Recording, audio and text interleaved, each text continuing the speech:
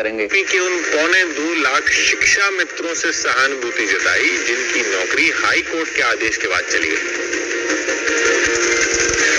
मैंने सुना था कि हमारे उत्तर प्रदेश के एक शिक्षा मित्र ने आत्महत्या की।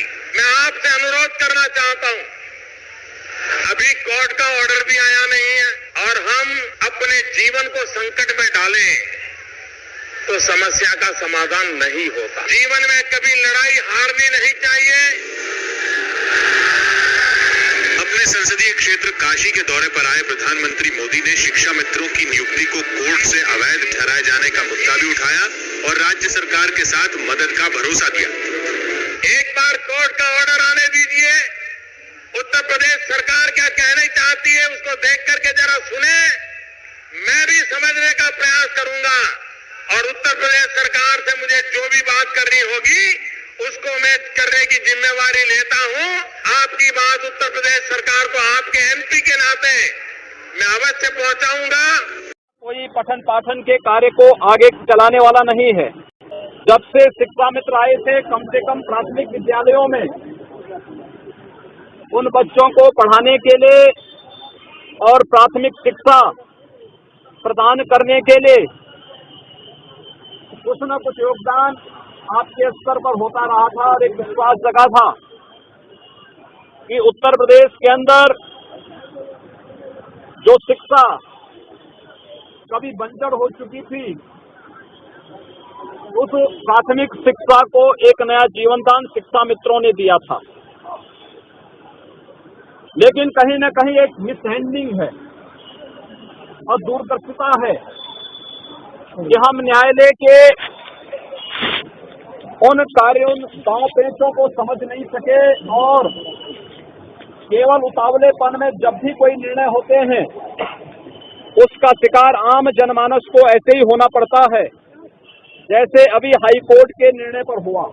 मेरा आप लोगों से दो अनुरोध होगा। एक, हताशा और निराशा में कोई युद्ध नहीं जीता जाता है।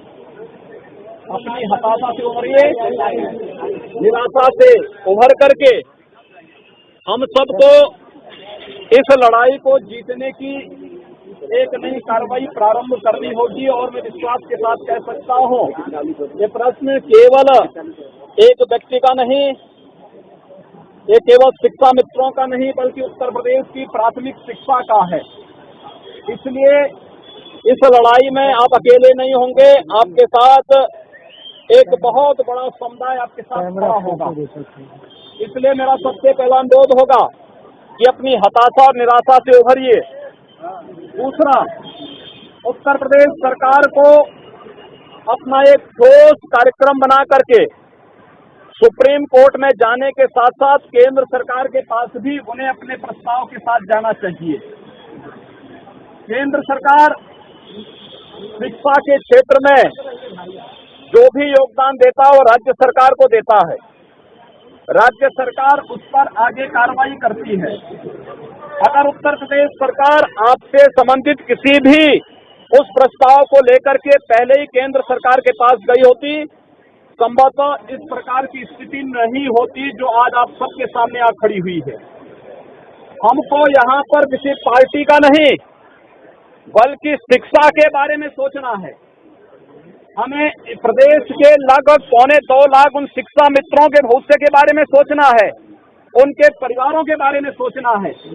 इसलिए राजनीतिक लाभ और हानि के लिए नहीं, बल्कि जो लोग खिलवाड़ कर रहे हैं, मजाक बना दिया है जिन लोगों ने शिक्षा व्यवस्था को, उन लोगों के मुंह पर एक तमाचा मारा जाना चाहिए इस आंदोलन के माध्यम से। और इसीलिए मैं आग्रह करूंगा, अपनी हताशा निराशा से उभरिए।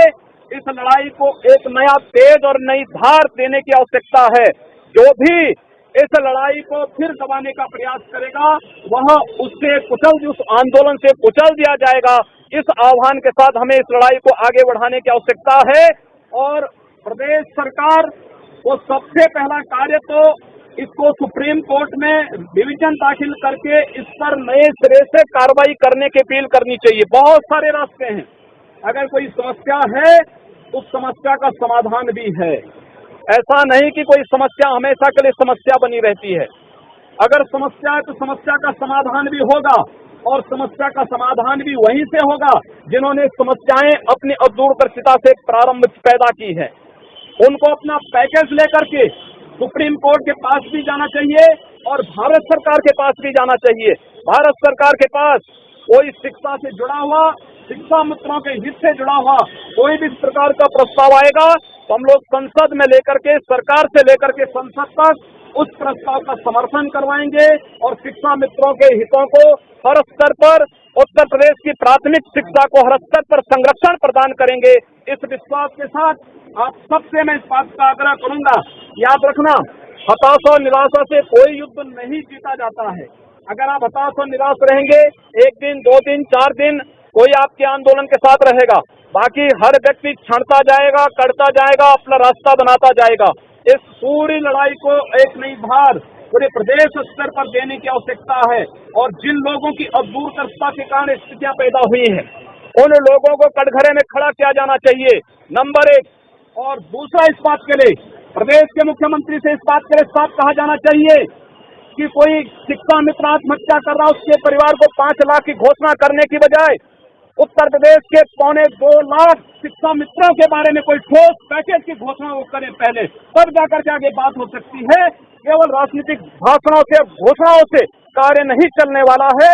उनको अपने ठोस पैकेज के साथ सामने आना चाहिए और मैं आपको विश्वास के साथ कह सकता हूँ, ये समस्या नहीं रहेगी, बशर्ते हम लोग ईमानदारी से शिक्षा के हित में, शिक्षा मित्रों के हित में अगर इस लड़ाई को लड़ना चाहेंगे।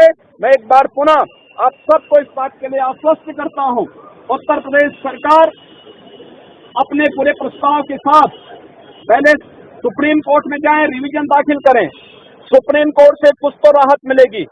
अगर वहां से राहत नहीं मिलती है, वहां अपने प्रस्ताव के साथ केंद्र सरकार के पास आए और केंद्र सरकार से पुनः हम भी आग्रह करेंगे, संसद में अगर इस प्रकार का प्रस्ताव आता है तो हम लोग संसद में उस प्रस्ताव का समर्थन करवा करके जो उत्तर प्रदेश की प्राथमिक शिक्षा के साथ साथ शिक्षा मित्रों के हितों में होगा, उस प्रकार का संशोधन उसमें करवाने का पूरा प्रयास करेंगे।